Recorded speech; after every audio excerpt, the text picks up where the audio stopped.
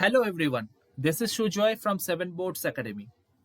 Today we will see how we can create a 500 plus words content in very short time. So we are basically using a tool called HyperWrite AI. That tool helps us to create a content within a very short time. So let's check out how we can do it. First we have to go to Google and write HyperWrite. You will come here and just have to click on that link hyperwriteai.com, and you will landing into their website, and you have to first log in with your account.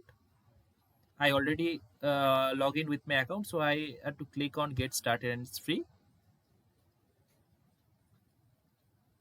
Here you have to create a content, so you have to click on new documents.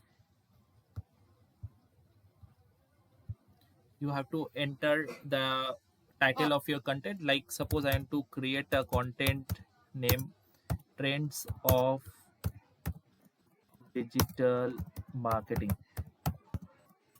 2022.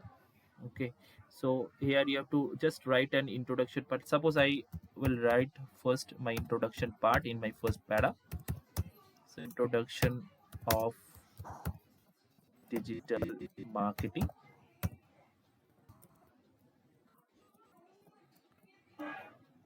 So just you have to click on write for me.